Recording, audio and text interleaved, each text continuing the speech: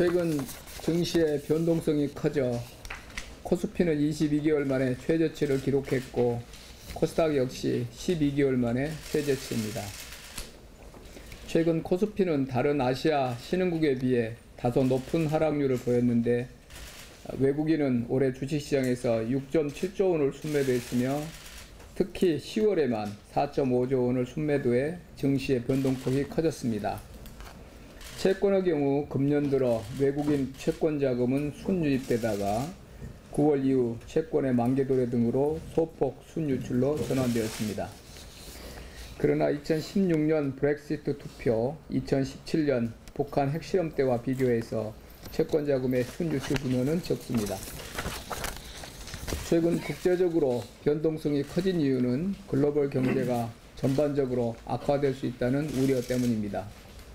우선 2008년 글로벌 금융위기를 극복하기 위한 통화 확대 정책이 정상화되는 과정에서 글로벌 유동성이 줄어들 수 있다는 걱정이 있습니다.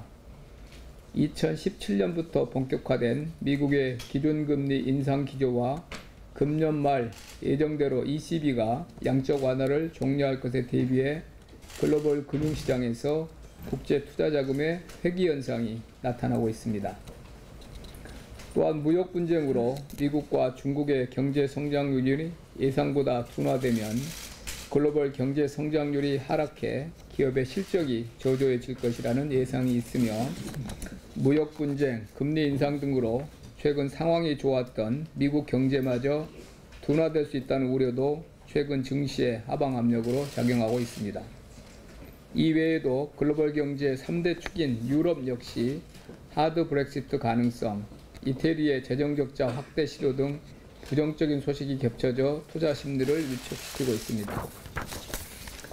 이처럼 글로벌 리스크 요인들이 현재화되면서 IMF 등도 글로벌 경제 성장률을 하향 조정하였습니다. 최근 성장률 전망이 하향 조정되고 글로벌 경제에 대한 우려의 목소리가 커지고 있지만 아직까지 우리 경제는 견고한 기초 여건을 가지고 있다고 평가받고 있습니다. 우선 거시적 측면에서 보면 경제 성장률은 양호한 수출 실적 등에 힘입어 아직까지 2% 후반의 잠재 성장률 수준을 유지할 수 있을 것으로 전망되며 경상수지 역시 2012년 3월부터 78개월 연속 흑자를 기록 중이며 재정수지도 다른 국가들에 비해서 매우 건전합니다. 이러한 대내외 건전성 덕분에 환율이나 국가 부도 위험을 나타내는 CDS는 다른 나라에 비해 상당히 안정적인 모습을 보이고 있습니다.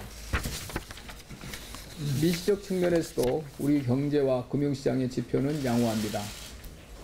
은행의 단기 외채 비중, BIS 비율 등도 매우 안정적으로 유지되고 있으며 2016년부터 대외 순채권 상태로 전환됨에 따라 외부 충격에 대한 버퍼도 충분한 상태입니다.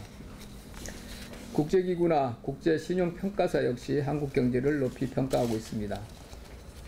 IMF 등은 미중 무역 분쟁에 따른 수출 감소 우려 등으로 한국 경제 성장률을 하향 조정하였습니다만 여전히 한국의 펀더멘탈은 견조하다고 평가하고 있고 무디스 등 3대 신용평가사 역시 건전한 대외 건전성 및 재정 건전성 등을 이유로 한국의 신용 등급을 안정적으로 유지하고 있습니다. 또한 골드만삭스, 모간 스탠리 등 주요 IB 역시 비우호적인 거시경제 상황에 대한 우려는 있으나 한국의 경우 재정지출 증가 및 견조한 수출 등이 안정적 성장세를 지지하고 있다고 평가하고 있습니다.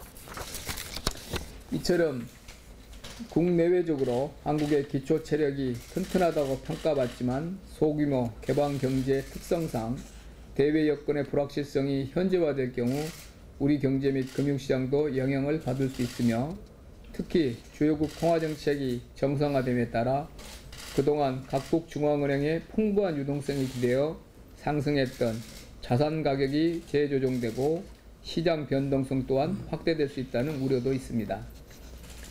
그러나 글로벌 금융시장의 변동성이 커지더라도 우리나라 증시의 조정폭이 다른 나라에 비해 클 이유가 없습니다. 그동안 미국, 유럽 등의 증시는 유동성 완화 시기에 오름폭이 컸지만 우리나라는 글로벌 유동성 확장기에도 증시의 오름폭이 그다지 크지 않았습니다. 그리고 우리나라 상장 기업들의 영업이익이 지속적으로 증가해 왔음에도 우리나라 증시의 주가 순자산 비율인 TBR이 외국에 비해 크게 낮아 앞으로의 조정폭도 크지 않을 것으로 예상됩니다.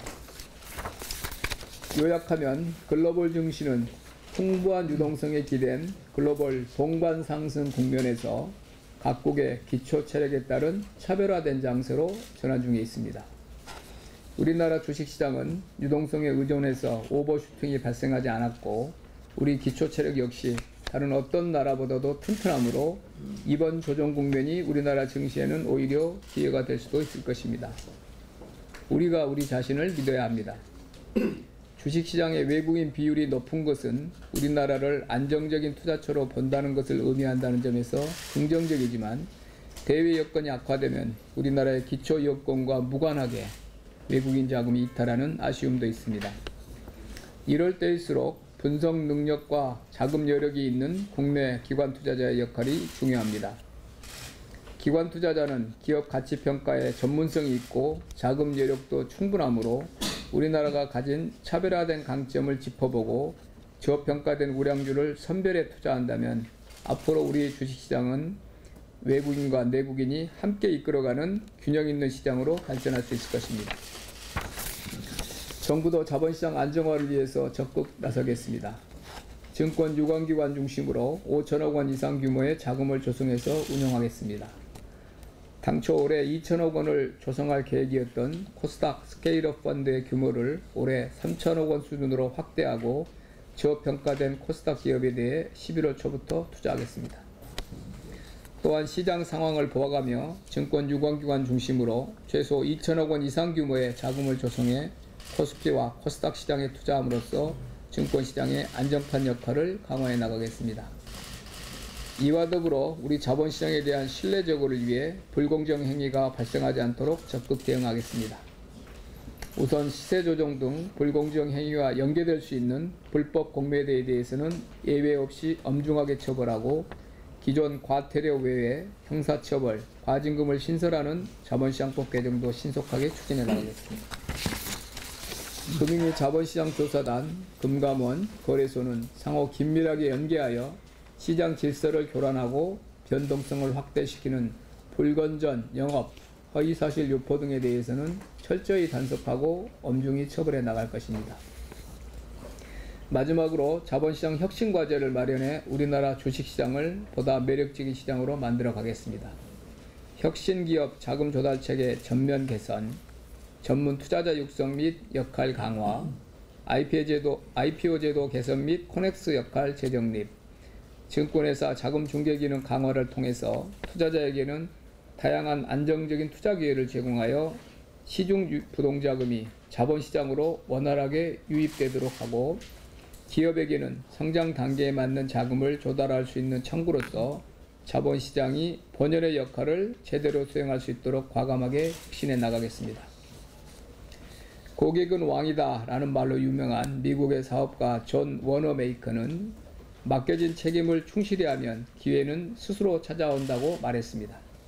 정부, 증권 유관기관, 기관 투자자들도 자본시장이 한 단계 발전할 수 있는 기회를 만들 수 있도록 맡은 바 책임을 다해 나가기를 부탁드립니다.